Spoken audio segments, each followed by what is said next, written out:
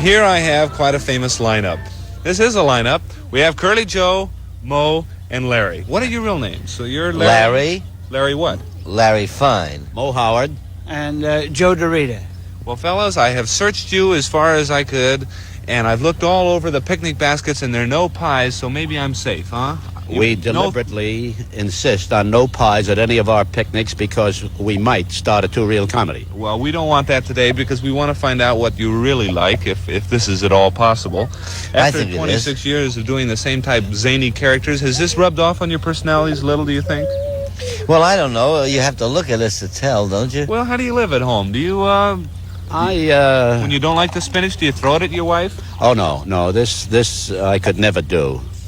I would say that there's quite a serious element in the home life of the lads, even to the point of taking a lot of time out for writing and things like that, which is a very serious job. Mm-hmm. Not until the camera is on us do we really go into what we term our characters. Now, one thing before I get into what your life is more or less like, I did a telethon with these gentlemen a few weeks ago, and they kept getting money being donated if they would show that they didn't have wigs and that they really had this zany hairdos. Where did these things originate? Do you know, Curly Joe? I haven't been with them that long. They can tell you. Yeah, and you don't have that much hair I either. just comb it. There it is. It's ready. Well, mine started with curls many, many years ago, and as a youngster I had to fight my way through on my way to school. And finally I got discouraged and went to a friend's house, took his mother's scissors, and just wrapped these curls all around. When I looked in the mirror, I remembered later on exactly what I looked like. And that what's was your it. excuse? Mine came about, I had shampooed my hair in the theater, see, and somebody asked a question. I opened the door, and it was J.J. Schubert. We were in the show, and he said, "What's that?" My hair was all out, dry, and he says, "Leave it that way." And I did.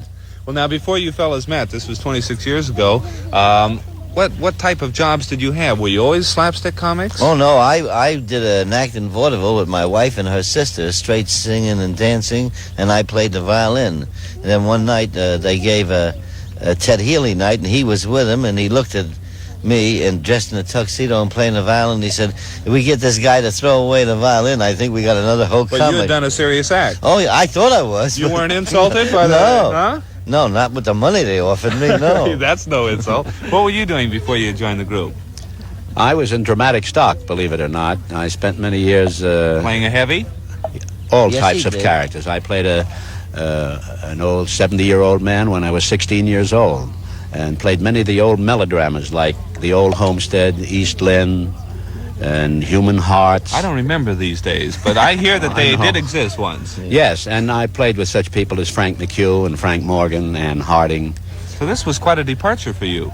Yes, I would say it was. This was a development over a period of years. You enjoy this more, I take it? You stayed with it? Financially, yes, but my old love is still prevalent as far as I'm concerned. So really all these years of success have sort of been a saddened success to you in a way. From the theatrical standpoint, I would say yes. That's interesting. Just like Chaplin would like to play Hamlet. That's very interesting. Well, Curly Joe, you are a heavy. You can play comedy and you're still a heavy. I have been. What were you doing before you joined the group? This group? Well, I was raised in show business. My mother and father in it. I've been in it since I was 7 and a half. And I was done everything. Vaudeville, nightclubs, tent shows, medicine shows, out through the Midwest. I've been tried around. some of the medicine on his hair. See the result? Yeah, I know. It burned the ends off. Well, you fellas have had quite a success story because it's been really, the last 4 or 5 years of television bringing back your old movies that have created such a tremendous success for you, gentlemen. Well, may I straighten this situation out? We finished a 24-year contract at Columbia on January 1st, 1958. In August of 1958, these old comedies were put on television. So actually, we were out of action, and gratefully, because we've been working pretty hard for about 7 months. And then it happened. Well, you know, of course, you fellas are identified with the fingers and the eyes and the pies and all that, and I'm not going to get you going wild, but I would like to find out whether the parents' criticism of it, how you've reacted to that, and a demonstration of some of these things in slow motion. But first of all, I want to direct something to the audience. If they have spent any sleepless nights, we have a real good solution for you right here.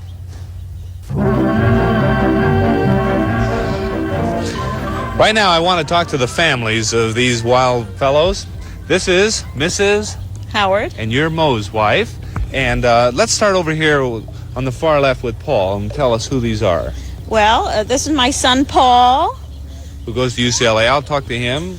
and next to him my daughter Joan, and her son Jeffrey, and my other grandson Michael. Hi, how are you? Freckle face? Boy, look at all those freckles. How long have you been married now? 34 years. Boy, that's some while, isn't it? Yes, And I 34 imagine wonderful years. Traveled with the Stooges wherever they've gone? Yes, every place they went, we went with them.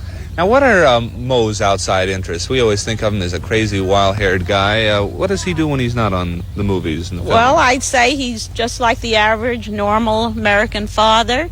And he's particularly interested in children and handicapped children. Mo is past president of the Spastic Children's Guild, and That's interesting. And, Yes. and entertaining children, he's also very interested in working with the handicapped ones. yes, handicapped and other children. And his own grandchildren, I'm sure. Let me move down here, if I may. What are you working on here so diligently, Paul? Well, I'm trying to catch up on my homework if that's possible. What are you doing? I go to Art Center School here in Hollywood, and I'm in advertising art. Didn't you go to UCLA? Sure did. I played against you in water polo in '56. Yeah, back in those You were old at days. SC, righto. Now, when you were a young boy and your dad was sort of playing a wild character, what did you think? Were you ever embarrassed by this No. madman that you seem to have as a father? I wasn't embarrassed at all. In fact, I was proud, really. Did you ever want to grow up and be a comedian? I tried it, basically. I used to get with the kids, and we used to beat each other around a little bit, but he sort of sleeps, eats, feeds, and breathes comedy. I don't feel that I really got the old punch, but I've admired him, and I feel that art is my field.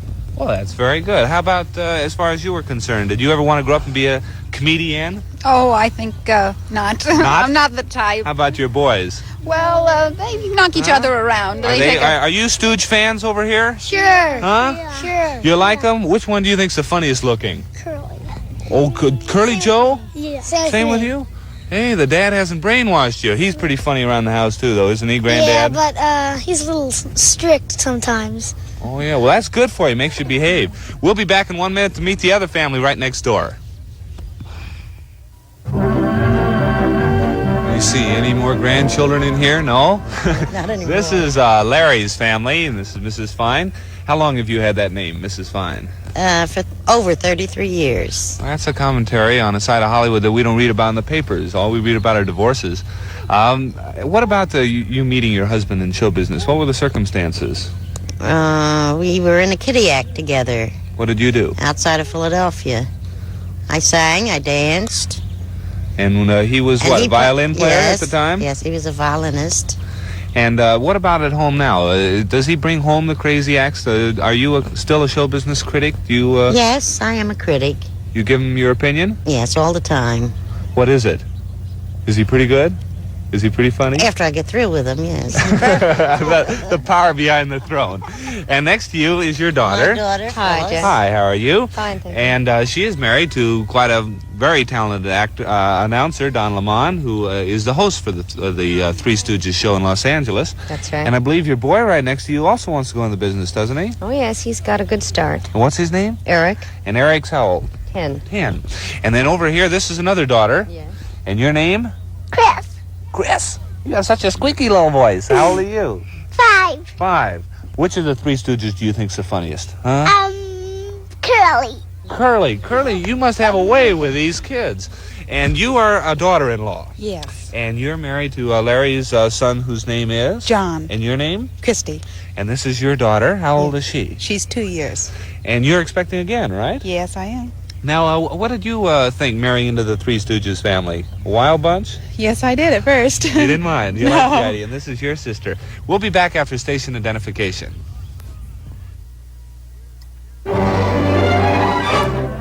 Here's the second half of On the Go, starring Jack Linkletter. Presented by the amazing twins that keep cookware shiny bright. Copper Glow for copper, Alumaglow for aluminum.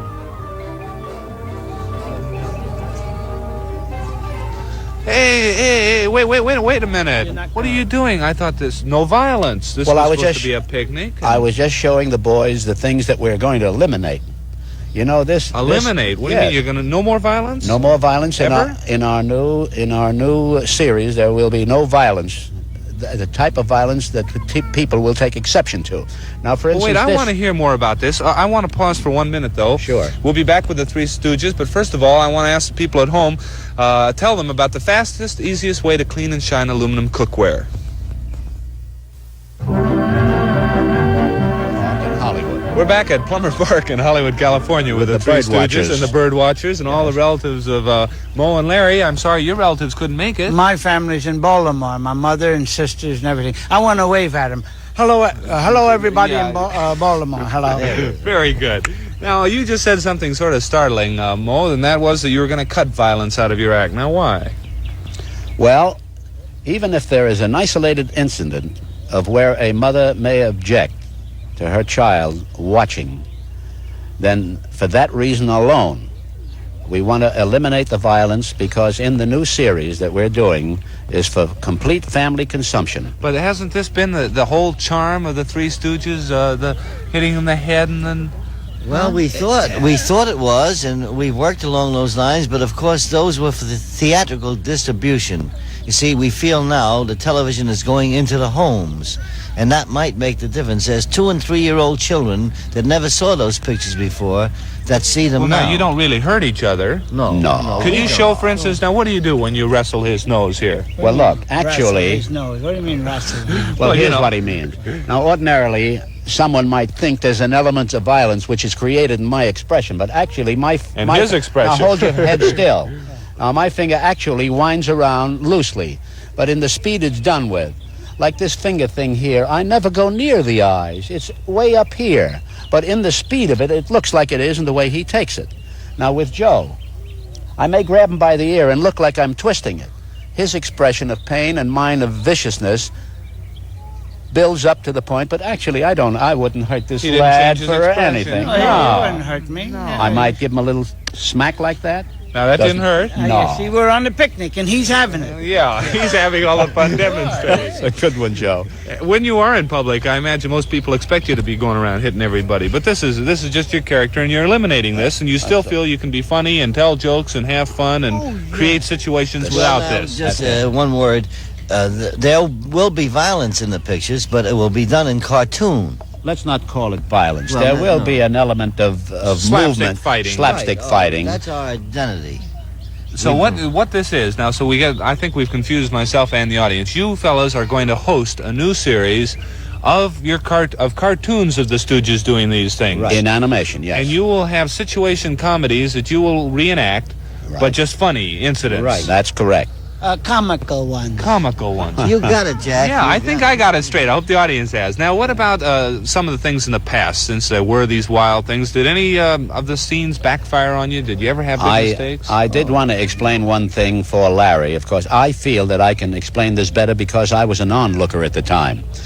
In one sequence where there's some gangsters, incidentally, Lucille Ball was in that picture with us. She was a gangster? No, she was Gangster's Ma. Gangster's Ma, they Yeah. call it. At any rate, there was to be a fight between Larry on the close-up, he and another lad, a gangster.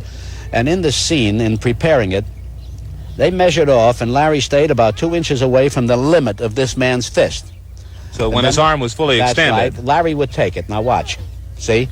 Now, Larry's feet were marked off with chalk where he must stand, and so was this gangster's. And then they put our stand-ins in. He went and lit a cigarette, and nobody had noticed that Larry stepped about 4 inches forward of his mark. And when he let this go, show him your new tooth, Larry. You're not kidding. Right out of his mouth. Knocked the tooth right out. I think did it was you his leave first teeth. Did you leave it in, or did you cut it out? No, I guess that it was got a cut little out. Had to be messy. cut out, the blood and everything.